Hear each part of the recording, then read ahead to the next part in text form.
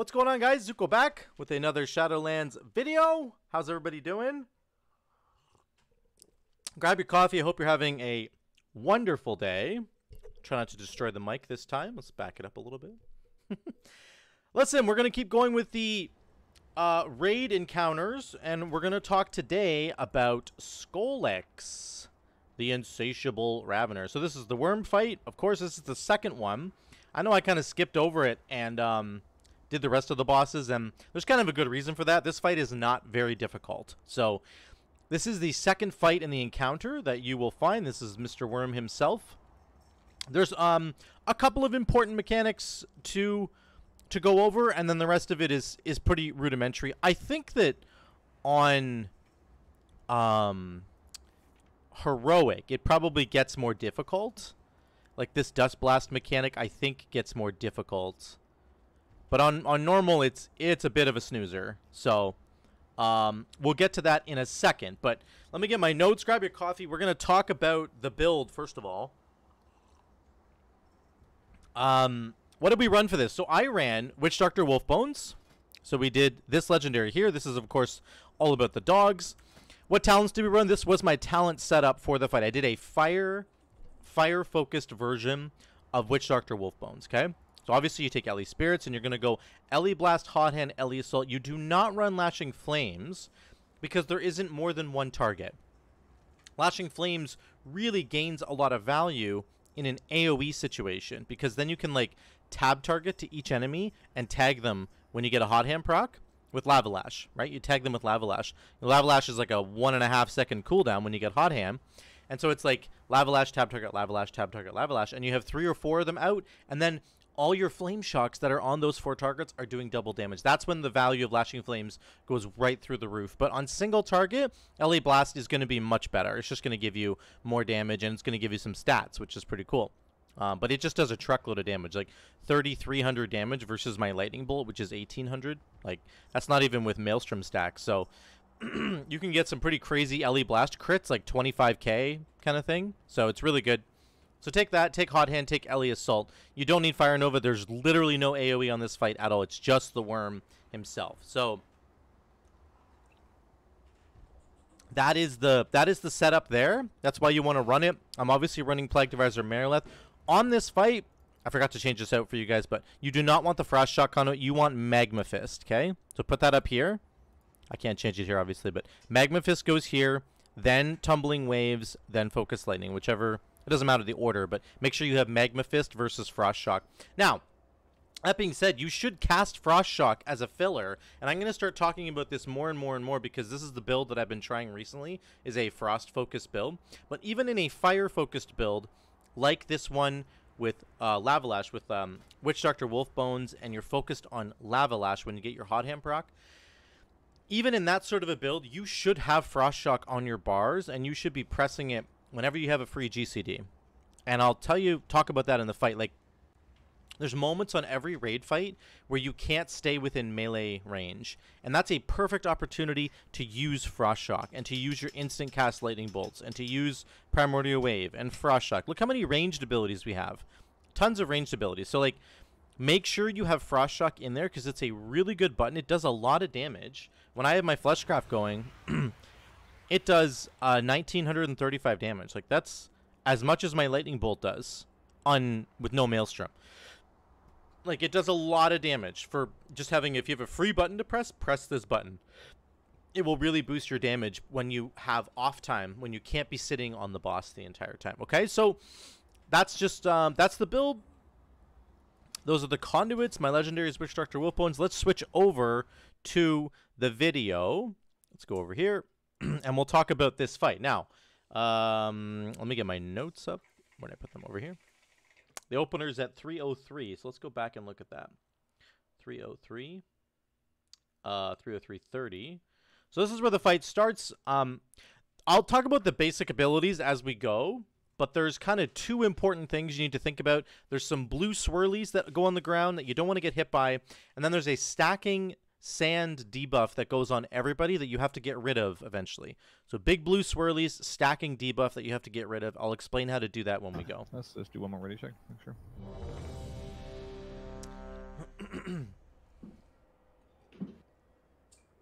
This is like our first pull, so we're gonna make a massive error. You're on orange, right? Okay. We're gonna make a massive mistake in this fight, kind of go around and you'll see it when we get there.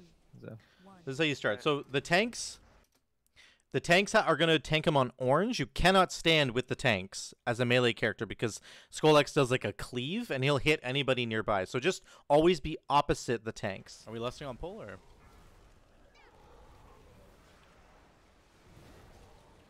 So I get a hot hand proc right away. This build is all about hot hand. Yeah, I guess taunt. I got him. I have my Discord No muted lust there, on pull, Rex. I guess. Yeah. And I'll taunt. No, I'll just save it for now. So I get a hot hand proc here. Now I make a mistake. Look at my debuff bar here. Look at this. What's this blue slime thing here? This is really bad. You do not want to get hit by the blue swirlies that are going on the ground. If you do get hit on normal, it does a bunch of damage to you, puts a dot on you, and reduces your haste by 20%. On heroic, it reduces your haste by... Oh, I guess they must have nerfed that. It's still 20%. It used to be like 30%. Did they nerf it a little bit? Yeah, it's bigger on Mythic. So on normal, it's a 20% haste debuff. It's awful. That's like so much of our damage is wrapped up in our haste. So do not get hit by this swirly here. And you can see I have the debuff going right here. It lasts for so long. It's like a 20-second debuff. My GCDs are so slow right now. My damage is not, it's just going to go down. So he does a big conal attack here. That's really easy for us to dodge. Just don't get hit by the cone. Nothing crazy there. But every 4 or 5 seconds, you can see the blue swirlies come out again. You have to keep dodging them in and out. This is why I'm talking about the value of something like, let me jump out here. There's something like Frost Shock, right? Frost Shock, I think, gains a tremendous amount of value in this kind of encounter because you're simply dodging those blue swirlies. And you can, when you're out here dodging and you can't be hitting with a melee attack, you can use Frost Shock to fill a GCD. So keep that in mind. Here's blue swirlies again. Now, I don't have to run out this time. I just sidestep. But sometimes you will have to move out. It won't be perfect. Not bad. Ooh, that was good. So I want you also to notice all of these little portraits here. Look at this. This guy has 9 stacks, this druid. This guy has 5. We have 6 over here, 3 stacks. I'm only on 3 stacks. One thing to understand about this dust debuff that's on everybody, the further away you are from the boss, the quicker the stacks build up on you. So melee people don't get as many stacks that they have to deal with, which is great, but the ranged people do get more stacks because they're further away from the boss. And the only way to clear these stacks is to group up together, and you're going to see us do that in a minute. So there's more blue swirlies.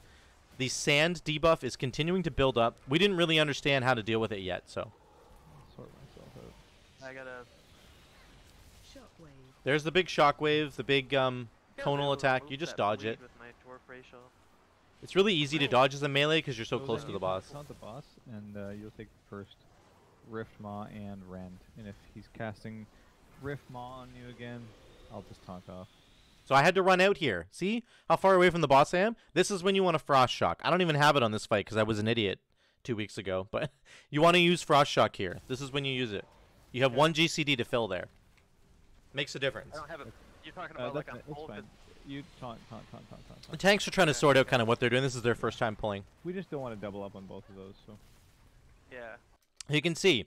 You can't. Oh, you can see Fatum, the mage here. He has 10 stacks. This druid has 14. Glow has 9. So you're gonna see in a second here.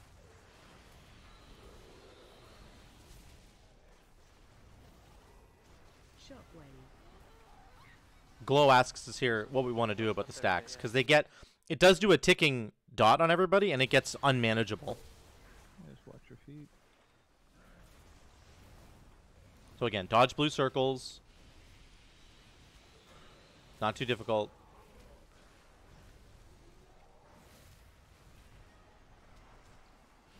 Well, that's on me. Our druid has 16 stacks. Yeah, so that works fine. Just making sure you only get 1 of each. When are we dumping these stacks? Okay. Yeah, we should be doing it now. We should have done it a long time ago, but So we you didn't know. stack- Cheap. If everyone stack together, he's gonna borrow and take out of our. Yeah, come toward orange. You come over here toward Beluza. So here it is. What you're supposed to do is if you group together, Skolex will like detect that you're doing that, and then he'll burrow to hit all of you at the same time. And if he does that, it gets rid of your stacks. However, when he starts to burrow on his end, you cannot be near him, or else this blue circle appears and you get killed, Okay. which we're about Stack to. on that, stack on- You see that? Oh, yeah, that's, Ah! yeah, Bad we're timing. AoE. So, what you have to do is go group up together away from the boss. Don't group up right next to him. Otherwise, you'll just die to that. So, you're going to see we're going to do it properly. But that's how you get rid of your dust stacks. See how we get rid of all our dust stacks? See how we're all dead and we got rid of our dust stacks? I'm just kidding. You obviously don't want to die, but it will get rid of your dust stacks. I'll show you what that looks like right now. Let's go to 311. 311.25. So, the only issue with stacking up together is that you have to be careful about the other mechanics, such as the I'll let beam. you have that. I love it. So Hero calls for us to go stack on the blue marker here. What's our No, stack? We had Actually, 6? 14. Okay, let's go to blue, guys. Right now. Right now. It's a good time for it. Go to blue. Go to We'll- blue. We'll stack up there. But then he does Oh, the that's beam. bad. That's bad. Don't go to blue. So it was just bad timing on the. But the idea is correct. We just had to do it actually a little earlier. Back to blue. Back to blue. So then we go back to blue. You don't need to go this far away, but this is actually a decent amount. But again, see how we're far away from the boss? We have downtime right now. So we need to be using our abilities. This is a great moment for Frost Shock. It's really funny. We all need to be here, I think. Oh, I got Kiro wasn't here yet. So there, we all group up together, and then he instantly burrows. And you can see his glow has 16 stacks, our druid has 12. He's going to burrow and hit us. the special coming. There we go. Now we have Oh my. 0 stacks of the Is this sand stack debuff. back up? So now This will be on we orange. start again. What You you just say? start it all over again. That's the whole fight. The whole fight basically is dodging blue swirlies, and then once you get enough stacks, you want to group up together so that he gets rid of them by burrowing underneath you. Hold on to your butts. That's basically the whole fight, guys. So Yeah, just remove the bleed on Rand. let me go to 313. There's one other thing I just want to say. There's a really good moment when you should Fleshcraft here, and that's basically when he's about to burrow on you. So Hero calls us to stack. We all stack. This is a great. Look at how close we are. We're not too far away, but we're not too close that we're going to get hit by the blue circle. This is like the perfect amount of distance that you want to create when you're doing this mechanic. And then you should Fleshcraft right here if you're Necrolord. Because he's going to burrow, and you're going to take damage, but you can negate the damage, and you're not doing anything else anyway. You can't hit the boss. Did you get it? Thanks. Top block. Then we'll move forward a little bit. And it's just rinse and repeat, guys. That's the entire fight. The entire fight is the blue swirlies on the ground, the big conal attack, and then the stacks that build Yeah, up. that's fine. That's fine. And you want to get rid of those stacks at a certain time. Really, when your healers get to like 9 or 10, you should just go get rid of that. You should go drop them off for them. We get a hot hand proc here. Our damage is looking pretty good. I just taunted. Again, I am not using Frost Shock here, which is a mistake. My damage could even be better. It would be even better. So there's the Shockwave. There's just continuously blue swirlies. You don't want to stand with the tanks. That's one important thing. I'm standing with the tanks right now, so I got to be careful. Move away.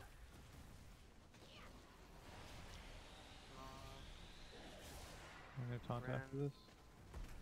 We got so many hot hand procs. It was really, really good. But you just keep hitting the boss. I just got smashed. Nothing Get too him crazy up here. there. Apparently my taunt did not go through. The tanks were working out how to do it. Okay. We won't even bother stacking. Just kill boss. My taunt went through. My taunt. I was being a troll. Okay. That's it, guys. That's the fight. We get the kill here. So, So so that's just kind of thinking through tanks. that's Skolex. It's not hard. It's really not that hard. He's pretty easy. I'd say he's even easier than the first boss, the Guardian fight. So, what to remember as an enhancement shaman? Number one, the blue swirlies. You cannot get hit by the blue swirlies. If you do, you will be in a world of trouble, and it'll reduce your haste by a crazy amount. On heroic difficulty, it's going to do even more damage, so you want to be really careful with that. But generally speaking, you want to just avoid the blue swirlies at all costs. Number two, you have to get your raid leader to do the call out for the stacks, right? So when the stacks happen, you got to wait on wherever he wants you to go. You're going to run out to that marker. When you're out doing the Burrow mechanic, that's when you need to use stuff like Frost Shock. That's when you use stuff like Ellie Blast a lightning bolt. You can just hard cast Ellie Blast if you want to, even if you don't have any Maelstrom. Like, you have nothing else to do when you're out there. When the boss is like, the boss is like over here somewhere, and you're trying to wait for him to do his Burrow thing. Nothing else to do. When he comes to Burrow, use your Fleshcraft. That's a great moment to Fleshcraft. You have nothing else to do in that moment anyway. You're not going to lose any DPS. But yeah, the rest of the time, it's just blue swirlies, and then you go for the stacking mechanic. That's the entire fight. That's it for us. So, what's the build that we ran? Of course, we ran Witch Doctor Wolfbones. I think that's the right way to go on that fight, because there's no cleave whatsoever. And the talent choice, we went Ellie Blast, Hot Hand, Elemental Assault, Elemental Spirit. So, a fire-focused build with Witch Doctor Wolfbones. And we, of course, were running the Magma Fist Conduit along with Tumbling Waves and Focus Lighting. That's the build that I ran. That's the one I would recommend to you guys if you want to do this fight. We did lots of damage. You can see in the video, overall, we did about, what was it? We did 8.0, right on the nose. 8.0 single target, which is good. That's really good overall. So, that's it. That's Skolex. Now, I'm going to actually be doing another video today on the new kind of Frost build that I've been experimenting with, so stay tuned for that. But thank you guys so much for watching. If you haven't subscribed to the channel yet, I would really appreciate it. We're pushing for 1,000 subscribers on the channel. Let me just check. I think we're at like 920-something. 929 right now. So if you have not subscribed to the YouTube channel, I would really appreciate it a lot. If you want to drop a like, that helps the algorithm as well. And that's it, guys. Until the next one, see you later.